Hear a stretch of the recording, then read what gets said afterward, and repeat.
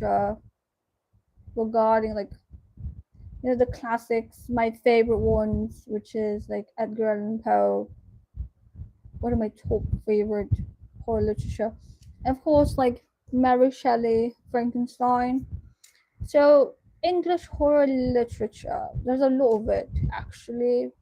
Another one is H.P. Lovecraft, and it's quite an interesting read. Um, I've read The Raven.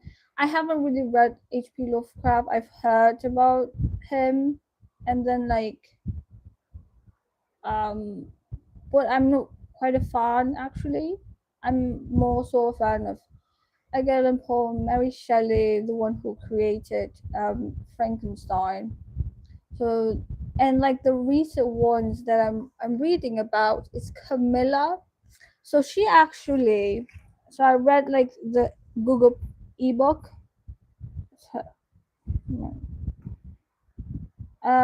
Camilla.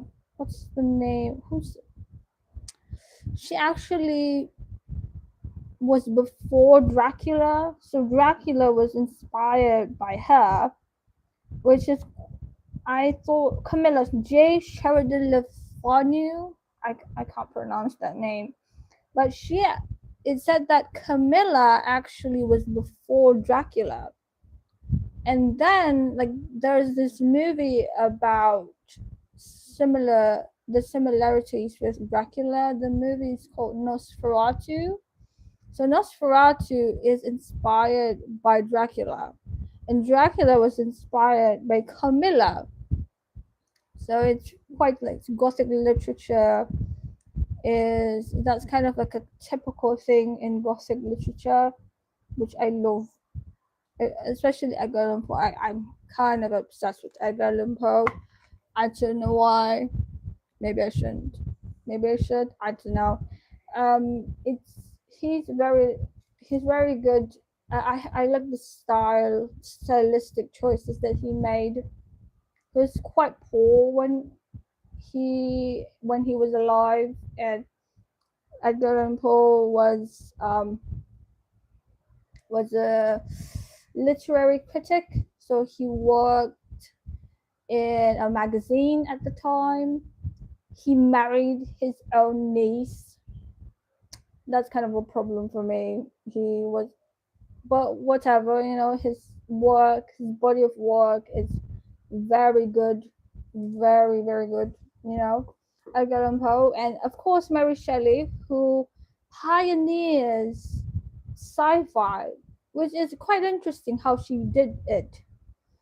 It was a stroke of genius. So the story was she is in like a gathering, friend gathering thing, and the light was off. There was a blackout or something like that. So the weather was not great. So she was with her friends, and they made a dare, and they said like, let's make a horror story, so we compete with each other. And she made Frankenstein, which is like it's a very scary read. She made it when she was 19, which is like she was really talented. She was a very talented writer. Um, it's like it talks about a sailor who met with a Frankenstein, which is not the monster. A lot of people mistakenly thought that the monster is called Frankenstein, but actually it was the one who made the monster, the creature. Like that's a better way of putting it. The one who made the creature, his name is Victor Frankenstein. So it's his surname. So it's not the actual monster. It's like the person who made the monster. But anyways, like Mary Shelley, who created like Frankenstein, she's very impressive. Like really, the story is very dreary. I really like dreary story. And then there's Camilla. So this is no. specifically about Frankenstein. I just want to ramble about horror literature, English horror literature. One of it is Camilla. That's another thing. So I just like not just it was quite like a month ago. I bought Camilla the ebook. It's it's a story about vampires, and the story is before Dracula. So Bram Stoker's Dracula. I've watched the movie. I haven't read the book yet, but it was based on a book made by Bram Stoker. So the writer for Dracula was inspired by Carmilla. So Carmilla is a female made the story, the vampire story. The you know the first like theatrical dramatic vampire love story was made by a female, which I felt really excited about, because a lot of females actually were pioneers of this type of stuff. So the actual chronological order is Camilla was first, and Dracula, the book, was inspired by Camilla. Hello, how are you? So Camilla was first, and then Dracula was inspired by Camilla. Nosferatu was inspired by Dracula. The more you know. So, anyways, Camilla's quite good, really good, and the poems of Edgar Allan Poe is quite good.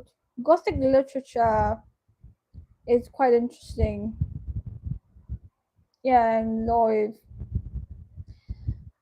Thank you for the ones who liked. So, anyways, Gothic literature, horror literature in particular, it's quite an interesting thing because it's a balance between high art form and like trashy jump scares and stuff like that.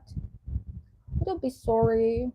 You know what I mean. You have to be scary, but you don't need to be. But you still have to be literary. You know. Yeah. Thank you too. You have to be like the story. The H.P. Lovecraft is one of the examples. I read a little bit about him. Um, Not really that much actually. I read Camilla. My favorite ones are Camilla, Frankenstein. Yeah, okay. My favorite ones are Camilla, Frankenstein, Edgar Allan Poe, the one who made the Raven. The Raven poem is really cool. Horror literature, classic horror literature are pretty good. It's a very interesting read. A lot of it, like but not just horror literature. Like there's a movie called Nosferatu. So I watched the movie on Google TV, and it's very dark. It's for adults, of course. But it has like this thing that it reminds us of pandemics, really. Like the story of Nosferatu, it talks about um, a vampire called Nosferatu, and when he came to the town to find his quote unquote lover, female lover that he kept telepathically talk to, and the female also is not in love with him but very attracted to him like telepathically, but he himself is actually like a pandemic. It's a metaphor for illness, actual physical illness, like ailments, which is very that's the thing about horror or gothic literature or horror literature from earlier times. It's very there's a very intense metaphor about it, which I love. Like, of course, I think Camilla is more of a vampire love story, of course, but like about codependency and stuff like that. But the movie of Nosferatu, Nosferatu, I think there's no Hello, Fia. How are you? The movie Nosferatu, that talks about vampire love. It's very interesting because um, it's a metaphor for a pandemic. Yeah, bye bye. A metaphor for a pandemic, for an illness pandemic. Because in the movie, yes, there was a telepathic, intense love between the vampire and the female, but the thing is, in the end of it, the vampire came to her town to take her with him, and he brought with him a lot of illnesses, like what's it called, plague. He brought the plague with him. That's the story. And that's the thing about a lot of earlier literature, especially horror ones. It's like a lot of it are metaphors about illnesses or questions about scientific ethics. Like Frankenstein, it talks about like a lot of concerns, ethical concerns about the advancements of science, which is it's so relevant even till this day. Like especially in the AI era,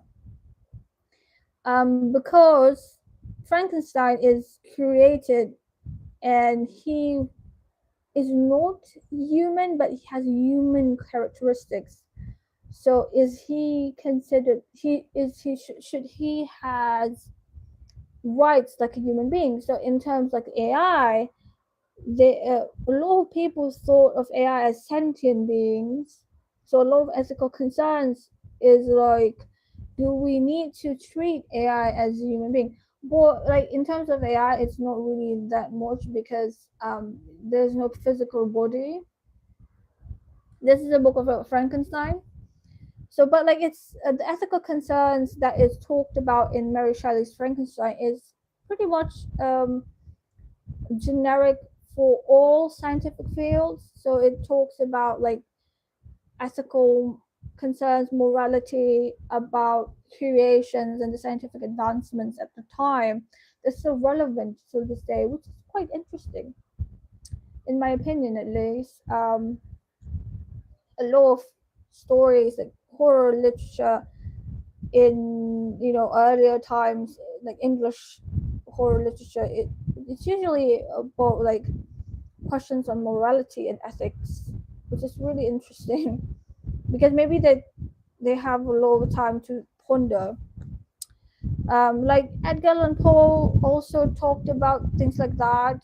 He specifically, there's like this short story that Edgar Allan Poe made, that talks about like a mummy that is discovered by an anthropologist, and the mummy came alive, and that kind of like created a lot of ethical concerns, which is like interesting in my opinion, at least. So that's about it, I guess.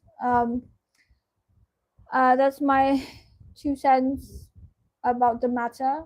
I really enjoy horror literature. Thank you for watching to this point. Happy reading.